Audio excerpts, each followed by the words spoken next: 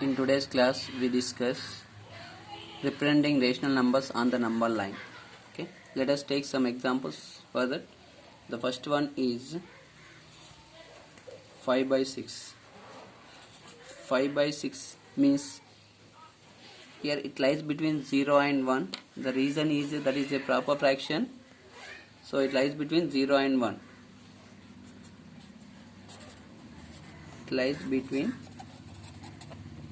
0 and 1. So that is why we have to take that 0 and 1 on the number line. Then we have to represent the number on the number line. So let us take the number line 0 and 1. Here it is 0, here it is 1. Now we have to divide into 6 equal parts because the denominator is 6. 1, 2, 3, 4, 5, 6. After dividing into 6 equal parts, now let us write the values which are represented by that parts on the number line. So here we have 0, so denominator should be 6 only here. So what you have to write here to get 0 means that is 0. 0 by 6 is 0. Now 1 by 6, 2 by 6, 3 by 6, 4 by 6, 5 by 6, that is 6 by 6. 6 by 6 is nothing but 1. 0 by 6 is nothing but 0. So these are the values represented by the other parts on the number line. So now the required number on the number line is 5 by 6. So we are circling that on the number line. Let us take one more example, that is second one. Second one, that is minus 3 by 4. Minus 3 by 4. So here minus 3 by 4 also one of the proper fraction, so it lies between 0 and minus 1. Here we have negative sign, that's why it lies between 0 and minus 1. 0 and minus 1. Okay, let us take the number line on here. So here we have to take a 0 and minus 1. Here 0, here minus 1. 0 and minus 1 on the number line. Yes, after taking that, now to represent the number on the number line, so the denominator is 4. We are dividing into 4 equal parts. 1, 2, 3, 4. Yes, after that now we have to mark the values which are represented by that points on the number line.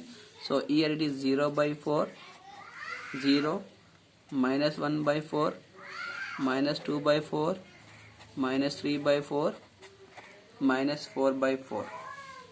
In such a way we have to mark that all the values on the number line, and the number required on the number line is minus 3 by 4, that we have to circle on the number line.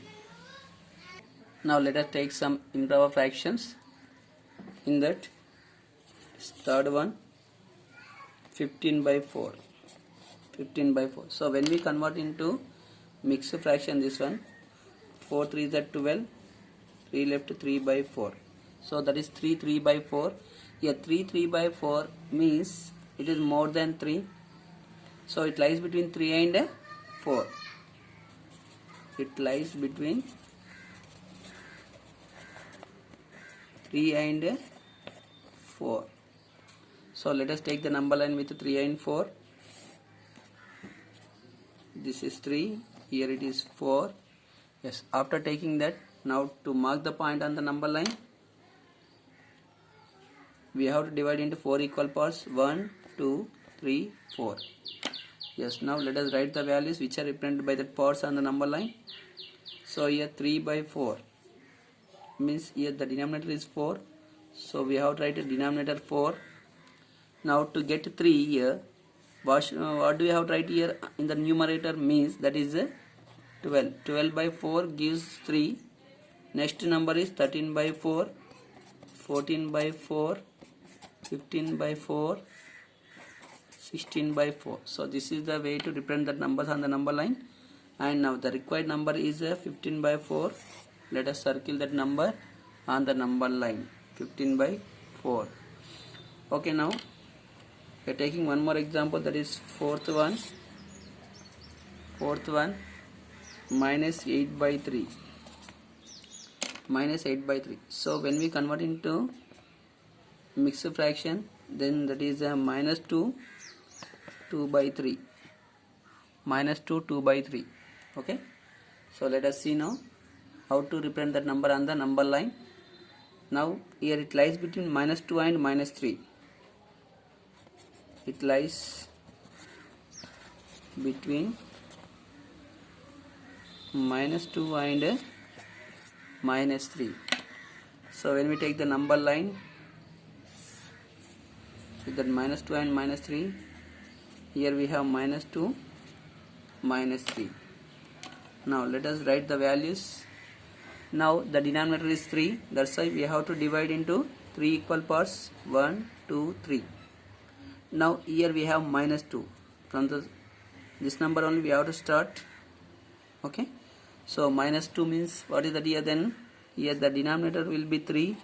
To get minus 2, here the numerator should be minus 6. Minus 6 by 3, that is minus 2. So minus 7 by 3, minus 8 by 3, minus 9 by 3 gives minus 3. Then the required number on the number line is minus 8 by 3, so that we have to circle on the number line. So this is the way to represent the numbers on the number line. There is no need to write a 0 to that all the numbers. First we have to check between which numbers it lies, then we have to take that numbers only on the number line, and we have to divide into the so and so parts according to the denominator in that given number. Then we have to mark the point.